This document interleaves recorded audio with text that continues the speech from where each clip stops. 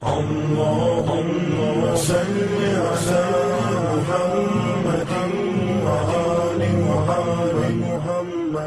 Even the torturing parents, my friends, especially for our youth and village, sometimes when we talk to our parents, we say, we show our anxiety, our irritation to them. You see this ayat. Don't even say a word of oof. And if there's a shorter word, Allah will use that. So is torturing parents is haram. You have to listen. We cannot give them a zeal. Even if they are worried for you, you are going somewhere, they are worried for your safety, you should consider it. Okay? And hurting solution. Okay, for now you say that, okay, now we know that, mashallah, we have to be good, we listen to them. But if their commands contradict ahkam, then you don't have to listen. Like, for example, some mom said, don't do hijab.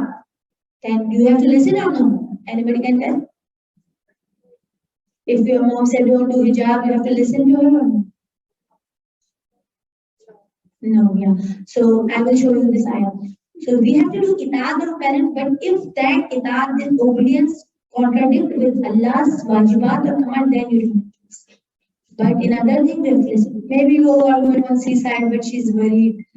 Even if you're doing mustahab roza and she's worried, oh my daughter is so weak, so you have to consider her. She should be happy. So, but if it contradicts with wajibat, then you have to listen. But if it doesn't contradict with wajibat, then we have to see. So, for example, now some because of the counseling, as I'm saying that many phone call comes that now the parents are angry, naraz. They said no, I'm naraz and I am not forgiving my children, and what should we do then? Or maybe there's something how to solve the problems with the parent and children. So I just want to share with you, I am towards the end of my session. So if a person is disobedient to his parents, so especially ladies, because if we don't listen and then afterwards, so what is the solution? What is the solution? We have to pay attention now. So if a person is disobedient to his parents and he decides to yes the sheep, my friend, I want to share this beautiful enough.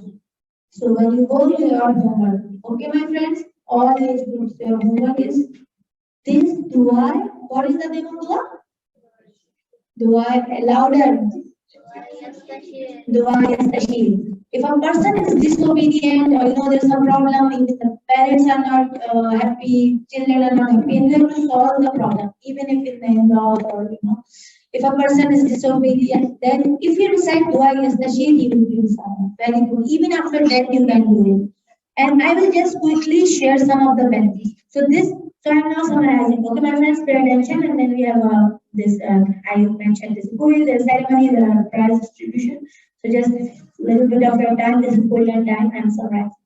So in this ayah we learn. This is the most important ayah. Okay, this is Allah. This is Allah's decision that don't worship other than Allah and wabil walidayni ihsan. Be best to your parents. Okay.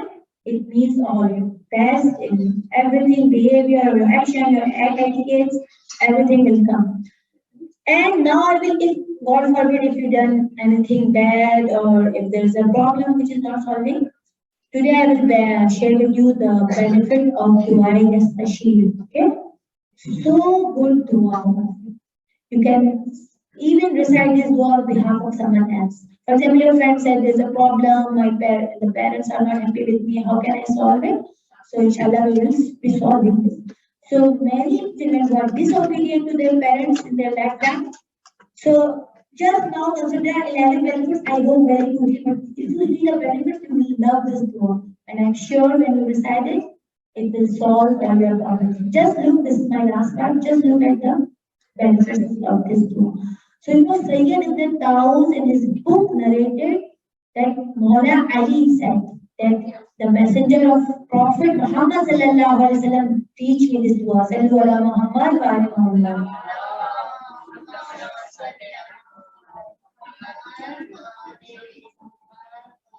And Maula Ali said that Prophet taught me this dua, and he also instructed me to convey this to all my followers. And and we should recite this dua every morning and night. Okay, so these are all the benefits.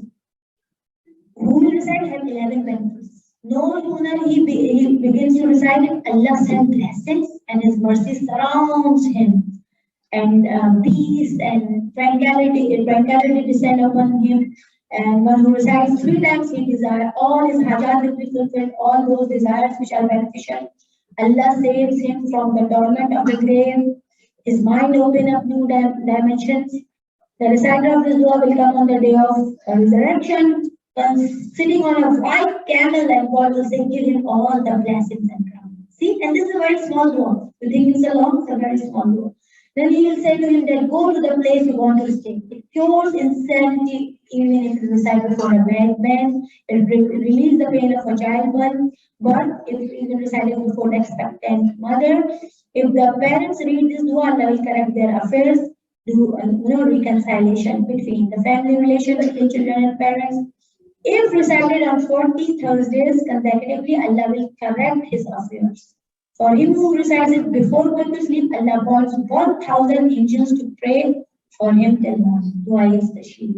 And he who recites it and died within 24 hours, treated like a martyr, shaheed, even if he had committed major sins. Okay? So dua is the shield, and in the end, I know all of you must know this. Namaz very good. I recommend all of you to read, even for the ladies, parents die or not. Even the parents are alive on it. It's very good namaz. You can see the benefit. 2 rakat namaz. First rakat after hum we have to say 10 times. Rabbana firli wali walidayya wali mu'minina yawma yaqumul hisab. And in the second rakat after Surah Hum we have to say Rabbana firli wali man dakhala bayti mu'minan wali mu'minati wali mu'minina wal mu'minat. Okay? So very simple namaz. Second namaz is 20 times after Surah Hum. You have to say this. Rabbi Rahmahuma Kamar Bayani Sabiha. Oh Allah, do Raham on them as they do when I was a child. And in another second rakat, you have to do Alham and 20 times. The same once. Rabbi Rahmahuma Kamar Bayani Sabiha. After namaz, third namaz is just do like Fajr, 2 rakat, and do this Hadiya to my mother. This is the ihsan and making you can even send after their death. 4 nights keep sending the word of Salah, Zikr, and I just shared the story of any human being. You solve the problem of any human being, good sabab. Help anybody, say, give this sabab to my friend. Help the animal, feed the animal, give him some food, even for the thirsty. Then you can, even Abdullah Benjam said, and the same story in a dream, like, the souls are asking for the gifts. And the cobbler son gave. See, even he just put the bowl for water for the birds. And his father was so happy. Oh, my son is doing so much to me. See, these little things. So we have to do. Even do Fatiha. Many people have a trend, they say they have a big Fatiha with a big food, and then they do Fatiha. No, in Islam, if we just recite one recitation. Recite Surah Yasin, Surah Fatiha. This is the concept. Some are tradition, we just made Fatiha. What is the Isali Sabah? We just recite and give. Even if you are making food, just send to the person who are in need. That is. But if you think, we will do it, and later on make it complicated.